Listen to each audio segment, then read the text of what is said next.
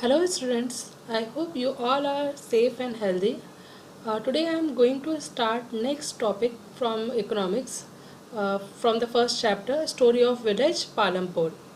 In last video we got to know about all the factors of production, that are land, labor, physical capital and human capital. Physical capital further has been divided into two parts, fixed capital and working capital. Fixed capital, that is which we use for many years, and working capital like raw materials and money. And when we talk about human capital is the entrepreneurship skill of a person who organize or combine all the other factors of production. And farming is the main production activity in Palampur. As farming is the main production activity, so every production is organized by combining land, labor, physical capital and human capital, is known as factors of production. So these all are factors of production. With the help of them we can produce something. As the farming or agriculture is the main production activity, first we should know what is agriculture. So the agriculture is the art of cultivating the land.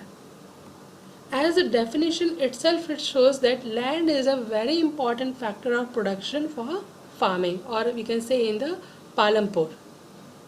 And when we talk about land, the first thing which comes, that is fixed. Land always be fixed.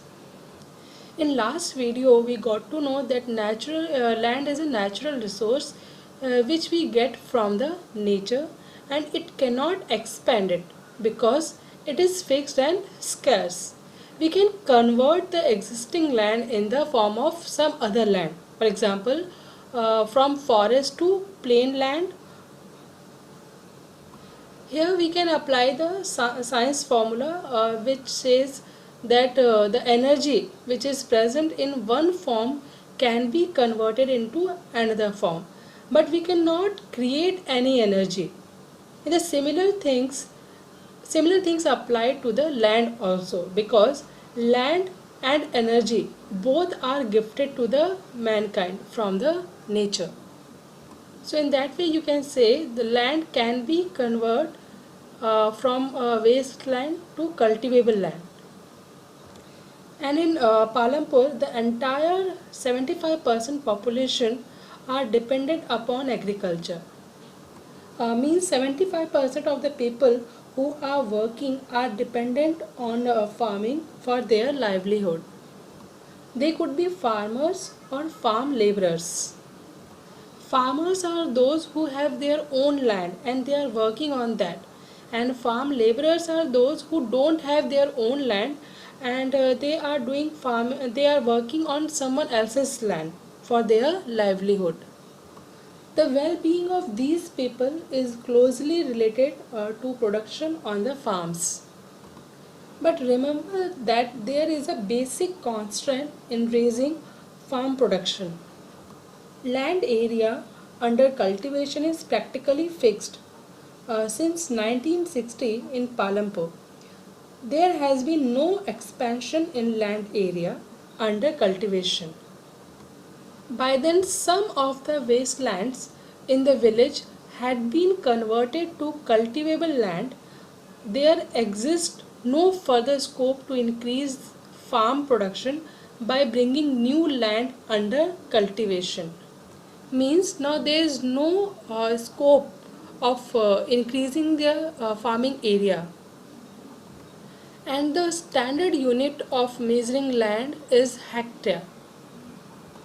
And when we put all that description in pointers, we will get a better idea that farming is main activity in Palampur. 75% of the people are working in field and they all are farmers. But there is a constant rise in population. So the wasteland are converted to cultivable land, and the next point is now there exists no land to convert to cultivable land. Means all the land already has been converted into cultivable land. So there is no scope to increase the land area. So now we get to know that land is fixed, and and there is no scope to increase the area. So is there a way one can grow more from the same land? Because in Palampur all land is cultivated, and no land is left idle. During the rainy season, which is as per the cropping season is called as Kharif. Kharif is actually a wet summer cropping season, and it known as a rainy season cropping. So in this season, farmers grow jowar and bajra. These plants are used as cattle feed. It is followed by cultivation of potato between October and December. In the winter season, which is called as Rabi season, in this season fields are sown with wheat. From the wheat production, farmers keep enough wheat for the family's consumption and sell the surplus wheat at the market at Raiganj. A part of the land area is also devoted to sugarcane, which is harvested once every year. Sugarcane in its raw form or as jaggery is sold to traders in Shahpur. So in that way we get to know that in Palampur farmers are able to grow different crops in a year, that are wheat, bajra, sugarcane, potato, etc. The main reason why farmers are able to grow three different crops in a year in Palampur is due to the well developed system of irrigation. Now, what is irrigation? It is a process of supplying water to land to grow crops. In last video, we got to know that there were a continuous supply of electricity. So electricity came early to Palampur, and its major impact was to transform the system of irrigation. Earlier, people were using Persian wheels for irrigation, and Persian wheels were used by farmers to draw water from the wells and irrigate small fields. People saw that the electric run tube wells could irrigate much larger areas of land more effectively. The first few tube wells were installed by the government. Soon, however, farmers started setting up private tube wells. As a result, by mid 1970s, the entire cultivated area of 200 hectares was irrigated. As we saw earlier that people are growing more than one crops in a year, that is called as multiple cropping. So if we talk about in a simple terms, multiple cropping is to grow more than one crop on a piece of land during the year is known as multiple cropping. It is the most common way of increasing production on a given piece of land. All farmers in Palampur grow at least two main crops. Many are growing potato as a third crop in the past 15 to 20 years. So you have seen that one way of increasing production from the same land is by multiple cropping. The other way is to use modern farming methods for higher yield. Yield is measured as a crop produced on a given piece of land during a single season. Till the mid 1960s, the seeds used in cultivation were traditional ones with relatively low yields. Traditional seeds needed less irrigation or less water. Farmers used cow dung and other natural manure as fertilizers.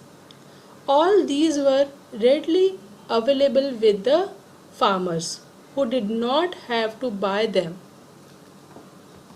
The Green Revolution in the late 1960s introduced the Indian farmer to cultivation of wheat and rice using high yielding variety seeds, that is HYV seeds.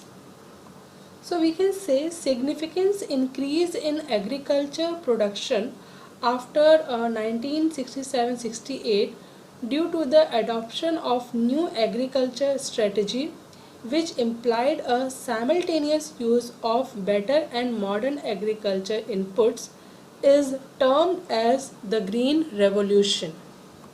MS Swaminathan and his team also contributed towards the success of the Green Revolution in India.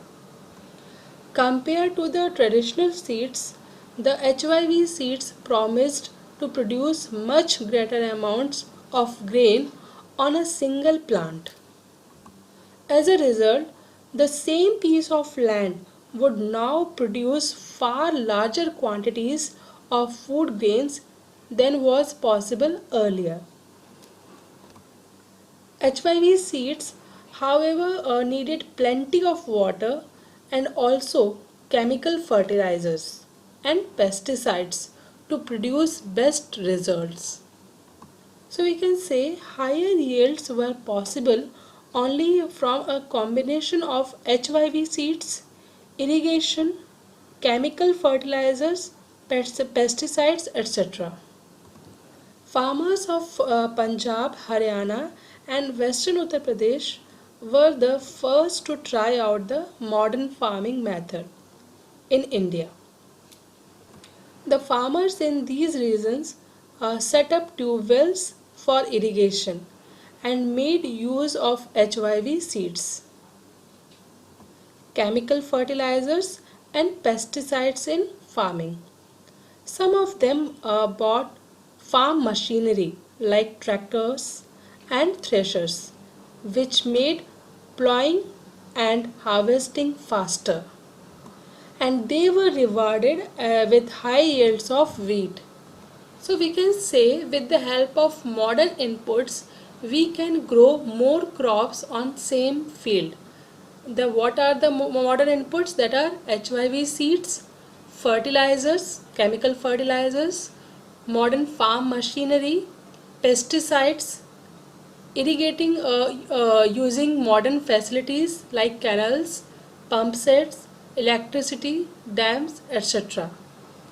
And when we talk about Palampur, the yield of wheat grown from the traditional varieties was 1300 kg per hectare. With the HYV seeds, the yield went up to 3200 kg per hectare. There was a large increase in the production of wheat. Farmers now had greater amount of surplus wheat to sell in the markets. So we can say there are some ways to grow more on the same piece of land, and that are well developed system of irrigation, continuous supply of electricity, introduction of multiple cropping, modern farming methods, the use of HYV seeds introduced to the farmers during the Green Revolution. I hope till here everything is clear for you all. I want to give you some assignment question. First question is, define Green Revolution. How is the Green Revolution different from traditional farming? Second question is it important to increase the area under irrigation and why? Third question is, how farmers of Palampur are able to grow different crops in a year? Explain it. I'll just give you some idea how you have to write the answer. For the first question, you have to give the meaning or definition for Green Revolution.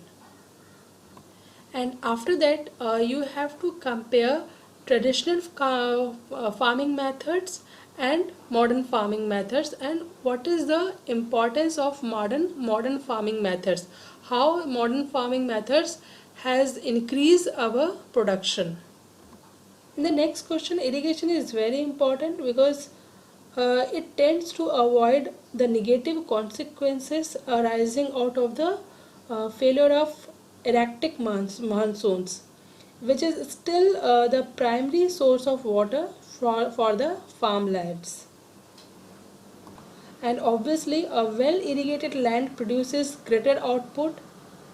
And the next, you can write down the constant availability of water for irrigation provides a sense of stability to the farmers and also encourages him to practice newer farming methods and patterns to maximize the productivity from his land.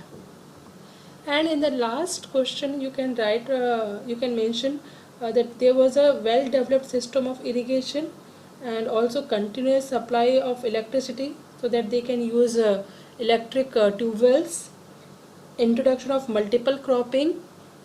They were using a multiple cropping method, and also they were using modern farming methods, and also they were into HYV seed. They were using more and more HYV seeds.